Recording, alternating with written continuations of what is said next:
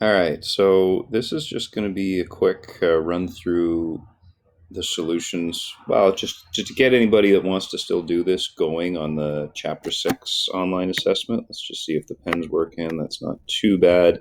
So number 1, A and B are supposed to be just kind of a warm-up. Everybody should get those. You're just inserting 3 for W, -4 for X, 5 for Y, 6 for Z. So you're just going to go P equals W is 3 minus 2 times X, which is -4, plus 3 times Y, and Y is 5. Your calculator should be able to handle that. And then, I'm not going to finish these off for you. I'm just, again, pointing you in the right direction. I better keep this here. In part B, it's going to be Q equals X squared. X is -4. Make sure you put that bracket on that before you square it. Otherwise, it won't square the negative. Plus Y is 5. Z is 6. And then after you get an answer there, you divide the entire thing by W, which is 3. Let me make a nicer 3 there so you can understand it. Again, your calculator should be able to handle that. Just make sure you hit equals after you calculate the top before you divide by 3. Otherwise, most calculators will only divide the 5 times 6 by 3. And then things do get a little trickier. Pause this video if you need to for any reason. It says to rearrange each of the following formulas for the variable identified. So y equals mx plus b says isolate for x. So y equals mx plus b. First thing you got to do is move the b over, which makes it -b. So you're going to have y minus, not equals b, y minus b equals mx. And then the last thing you got to do is divide both sides by m. And I'm going to leave it there because, again, I'm not trying to answer these for you. I'm just trying to get you started. Next one says isolate for h, so you'll have to divide both sides by pi squared to get rid of the h. Again, I know I'm going fast here. That's to save myself some bandwidth, and you guys can figure out from there. When you're multiplying exponents with the same base, x and x, then you add the exponents. When you're dividing, you subtract the exponents.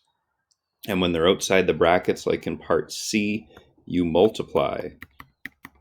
Now, simplify means you don't have to, you're not going to get an answer for this. You're going to have a variable. So in the end, you're going to have x to the power of something. In the end here, you're going to have k to the power of something. Here, you're going to have w to the power of something. Again, simplify fully. So when you have this 4 outside the brackets, you have to multiply. And you're going to have to multiply it on everything in there. For example, you're going to have c to the power of 12, because c to the power of 3 bracket 4 is going to be c to the power of 12. And you guys will have to figure it out from there. In part B, you're going to add the exponents on top, but then you're dividing, so then you're going to subtract the exponent on the bottom. So it's going to be 3 to the power of 7 minus -3, and then subtract 2. And then finally in part C, the toughest one, you'll have to deal with this first, and then you'll have to add exponents for the 9 and then subtract exponents for the 4. Again, I'm not doing these questions for you, just pointing you in the right direction. Number 5, you're just completing a table.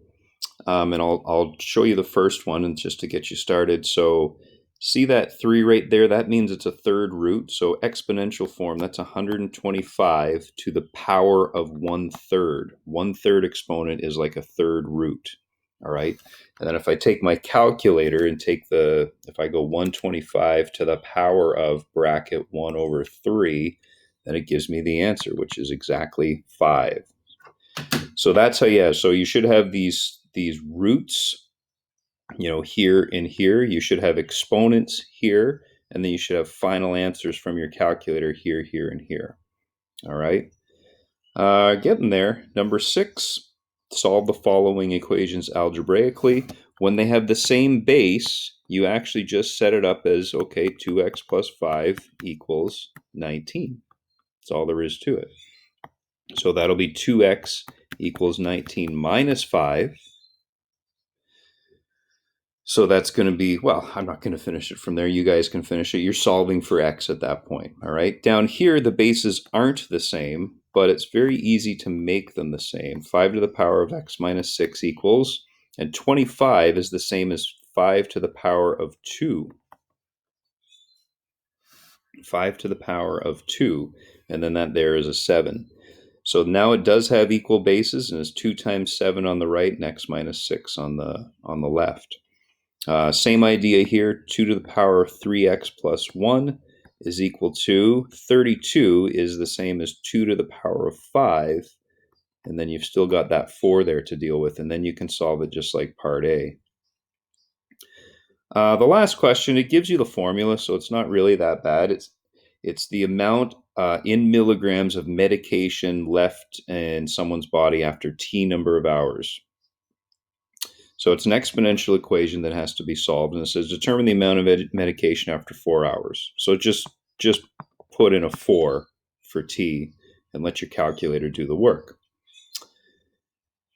Now determine the time when only 1 milligram of medication still remains. This is the toughest part because you're putting in 1 milligram left, 200 times 0.8 to the power of T, and you're trying to figure out what T is, how many hours.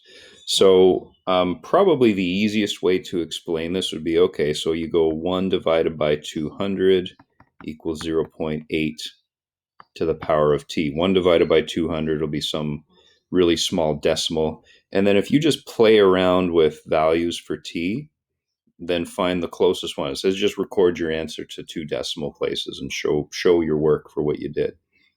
So that's probably the trickiest one to do of this bunch, and that's the whole assessment, guys. So if anybody wants to still do that and is struggling with it, maybe, then that's hopefully pushes you in the right direction.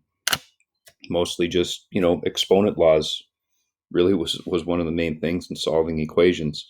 So that's it for now. Hopefully that helps. Email me if you have any problems, if you need any more help with that. All right, good luck.